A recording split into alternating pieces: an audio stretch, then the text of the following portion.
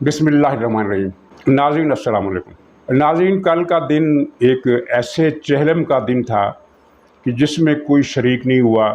ना कोई किसी ने दुआ कराई, ना फातिहा पढ़ी, ना चने तकसीम किए गए, ना चावल तकसीम किए गए, ना खाना खाया गया, ना मौलवी साहब को बुलाया गया, ना दुआ कराई गई। ये एक तारीख़ का अजीबो-गरीब चहलम था। और चहलम किस तारीख़ का था? ये उस ऐलान का चहलम था जो 25 मार्च को इमरान खान ने किया था कि 6 दिन के अंदर अंदर मैं दोबारा धरने की कॉल देने वाला हूँ। और 25 मार्च से अब तक 40 दिन हो गए। अफसोस की बात यह है कि इस चहलम की खबर भी किसी अखबार में नहीं छपी। ये एक अजीब इबरत का निशान है कि चहलम की खबर भी किसी अखबार में न छपी। तो इस सिलसिले में 2-3 बातें बड़ी मुझे अहम मालूम हुई हैं, वो मैं अर्ज़ करना चाहता हूँ। एक तो ये है कि इमरान खान को तो अंदाज़ा हो गया है कि उसके साथ अब क्या होने वाला है, लेकिन PTI के बहुत सारे लोग शायद गलत फहमी में है, या खुश फहमी में है, या अंधेरे में है, या ढीठ बने हुए, मैं कुछ कह नहीं सकता। लेकिन उनके लिए बहरहाल ये इत्तला एक बड़ी तशवीशनाक है, परेशान कुन है, क्योंकि इनमें से कुछ लोग ये आसरा लगाए हुए थे कि चलिए नवंबर तक हम सब्र कर लेते हैं, तो नवंबर के बाद फिर देख लेंगे, जो नया आएगा उससे निमट लेंगे। तो इनके लिए तशवीशनाक इत्तला ये है कि नवंबर में नया साहब तो ज़ाहिर आ ही जाएगा, लेकिन मौजूदा साहब भी कहीं नहीं जा रहा। वो नवंबर में भी यही है और नवंबर के बाद भी यही है, शायद 1 साल के लिए या शायद 2 साल के लिए। और ये यहाँ कोई तौसीक़ का चक्कर नहीं है, एक्सटेंशन का चक्कर नहीं है, क्योंकि एक्सटेंशन की मुस्लिम लीग मुखालफ रही है और अब भी मुखालफ है। पीपल्स पार्टी अगरचे एक्सटेंशन देने की हामी है, लेकिन मुस्लिम लीग नून चूँकि मेजर पावर होल्डर है, शेयर होल्डर है, तो वो एक्सटेंशन देने के लिए तैयार नहीं है। एक मुतबादिल फार्मूला तय हो गया है और डन हो गया, उस पर इत्तफाक राय भी हो गया है कि मौजूदा साहब को एक नया ओहदा जो तीनों ओहदों पर बालादस्त होगा, चाहे आइनी तरीके से बालादस्त हो महज कागज़ी हद तक, या अमली तौर पर, मेरा ख़्याल है कि सिर्फ कागज़ी हद तक तो नहीं होगा। वो जो एक नया ओहदा जो तफवीज़ किया गया उसके साथ कोई एम्पावरमेंट की भी तशरीह की गई है, तो वो नया ओहदा जो होगा वो भी पावरफुल होगा किसी हद तक। तो ये तशवीशनाक इत्तला है इनके लिए, PTI के लिए, उन लोगों के लिए जो अब भी खुशफहमी या गलतफहमी के शिकार हैं कि नया साहब तो आएगा लेकिन पुराना साहब कहीं नहीं जा रहा, वो भी रहेगा। 2 साल नहीं तो कम से कम 1 साल तो ज़रूर रहेगा। लेकिन अभी ये खबर जब तफसील के साथ आएगी तो फिर पता चल जाएगा कि ये 1 साल का चक्कर होगा या 2 साल का होगा या 3 साल का होगा, ये अभी नहीं कहा जा सकता। इस ओहदे का नाम मैं इसलिए नहीं ले रहा कि अभी तक इस ओहदे का कोई नाम तय नहीं हुआ है, और हो सकता है तय हो गया हो, लेकिन उसकी खबर बहरहाल लीक नहीं हुई है कि क्या नाम होगा। ज़ाहिर है कोई चेयरमैन, जॉइंट्स, कोई इस तरह का कोई नाम होगा जिसको हम, जिस तरह के नाम हम माजी में भी सुनते रहे, लेकिन ये उससे थोड़ा मुख्तलिफ नाम होगा, क्योंकि जॉइंट्स के नाम वाले ओहदे तो मौजूद हैं।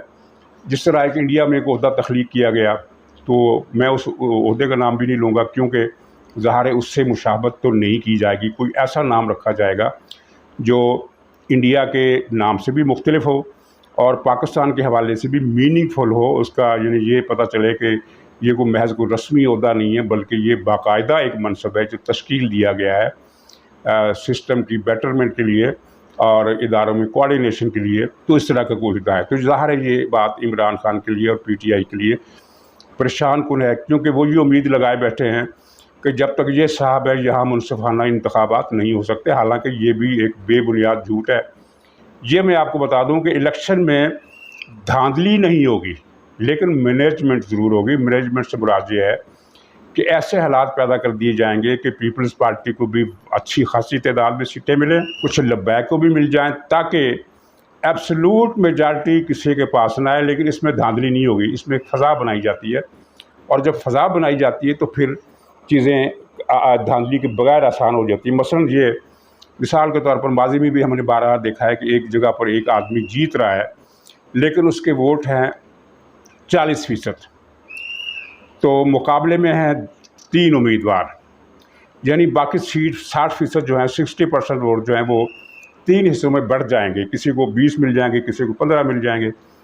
तो वहाँ फिर ये मैनेजमेंट की जाती है कि राब्ताकारी करके उनको उनमें से 2 को बिठा दिया जाता है। चुनांचे अब तीनों मुखालफों को जो 60% वोट है वो एक ब्लॉक बन गया, या अगर एक आध खड़ा भी है मुखालफ तो उसके 4-5 हज़ार वोट, 10,000 वोट होंगे, 50% फिर भी उसके पास चला गया। तो जिस उम्मीदवार की जीत यकीनी थी वो उम्मीदवार अब हार जाएगा। अब इसमें धांधली नहीं है, ये एक मैनेजमेंट है और इसको आप गैर आइनी गैर कानूनी करार नहीं दे सकते।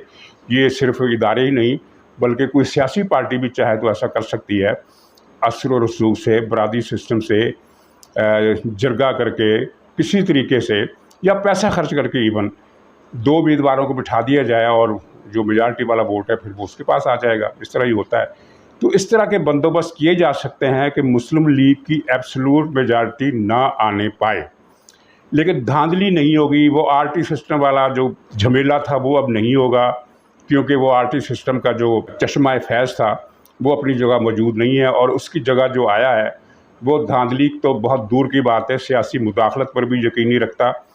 परसों आर्मी चीफ ने जो दोबारा आर्डर जारी किए हैं कि आप लोगों ने सियासत में हिस्सा नहीं लेना, यानी किसी को मारना पकड़ना नहीं है, किसी को गिरफ्तार करना धमकाना नहीं है, इस तरह की बातें, तो उस पर ISI के चीफ ने इन हदायत को अपने इदारे के अंदर फैलाया है, यानी दोबारा पहुँचाया है और सख्ती के साथ उसमें ये इजाफ़ा किया अपनी तरफ से कि इन हदायत पर बिन्नो-अन अमल किया जाए, इसमें कोई कमी कोताही बर्दाश्त नहीं की जाएगी।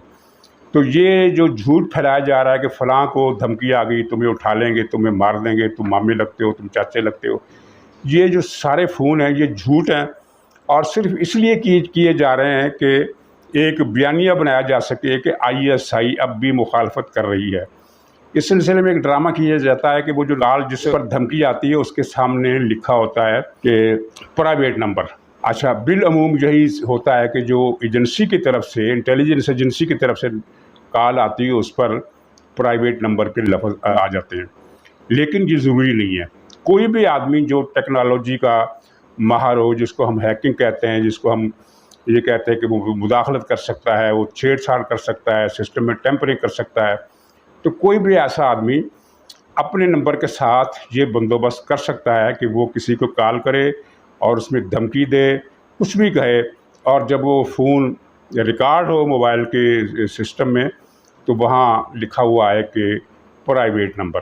तो ये ड्रामा है, क्योंकि अगर ये ड्रामा ना होता तो जितनी ये धमकियाँ 10 दिन से सुना रहे हैं कि मुझे ये धमकी मिल रही है, मुझे वो धमकी मिल रही है, मुझे ये हो रहा है, मुझे वो किया जा रहा है, मैं मर जाऊँगा, मैंने वसीयत कर दी है, तो सवाल ये है कि वो पागल हैं जो 15 दिन से बस धमकियां दिए जा रहे हैं, कर कुछ भी नहीं रहे। और वो अयाज मीर का ड्रामा तो बिल्कुल बेनकाब हो गया, क्योंकि अयाज मीर ने पहले कहा कि वहाँ तो सिक्योरिटी कैमरे जो वो तो बंद थे, यानी जब ये वारदात हुई इसका मतलब है कि साजिश हुई है, पहले कैमरे बंद किए गए फिर मुझे मारा गया।